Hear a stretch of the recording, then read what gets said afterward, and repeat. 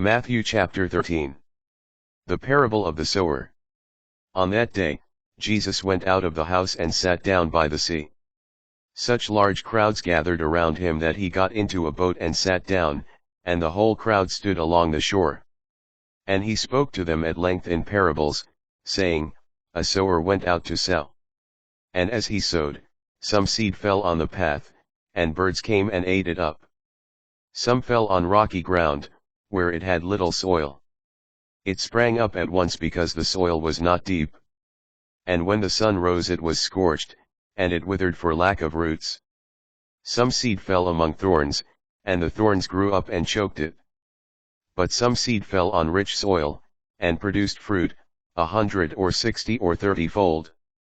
Whoever has ears ought to hear. The purpose of parables.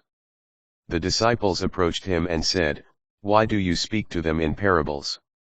He said to them in reply, Because knowledge of the mysteries of the kingdom of heaven has been granted to you, but to them it has not been granted. To anyone who has, more will be given and he will grow rich, from anyone who has not, even what he has will be taken away. This is why I speak to them in parables, because they look but do not see and hear but do not listen or understand.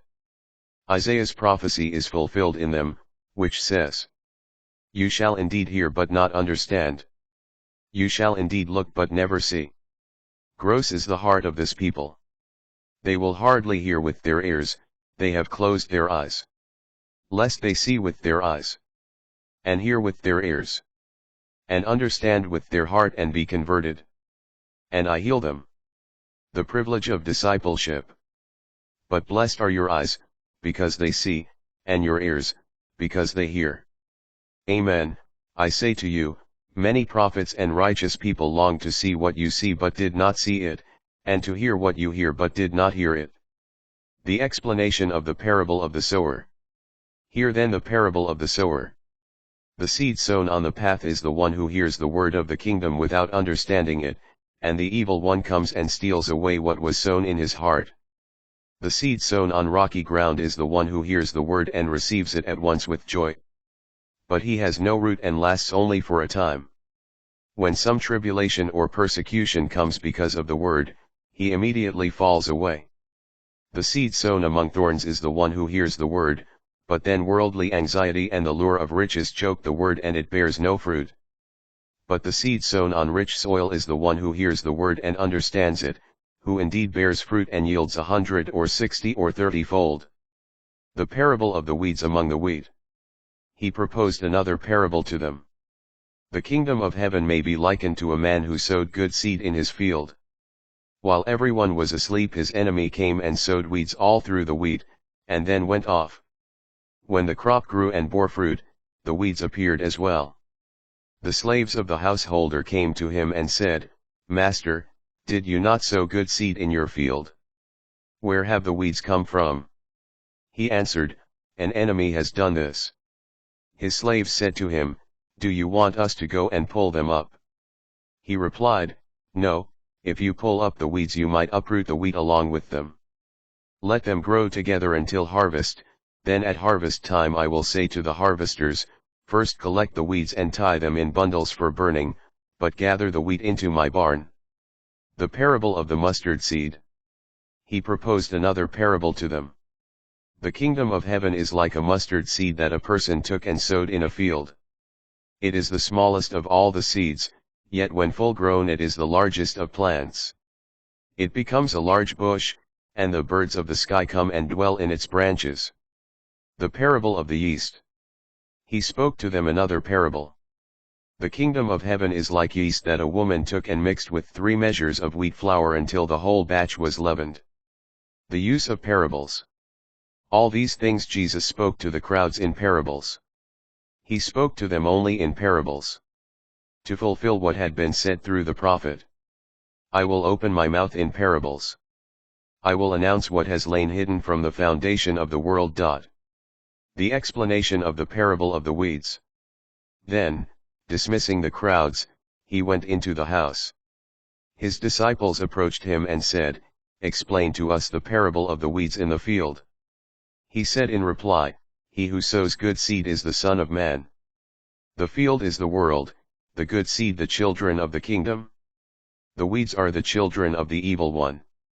And the enemy who sows them is the devil. The harvest is the end of the age, and the harvesters are angels. Just as weeds are collected and burned up with fire, so will it be at the end of the age. The Son of Man will send his angels, and they will collect out of his kingdom all who cause others to sin and all evildoers. They will throw them into the fiery furnace, where there will be wailing and grinding of teeth. Then the righteous will shine like the sun in the kingdom of their Father. Whoever has ears ought to hear. More parables.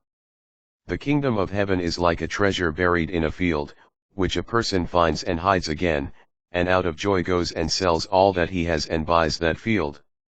Again, the kingdom of heaven is like a merchant searching for fine pearls. When he finds a pearl of great price, he goes and sells all that he has and buys it. Again, the kingdom of heaven is like a net thrown into the sea, which collects fish of every kind. When it is full they haul it ashore and sit down to put what is good into buckets. What is bad they throw away.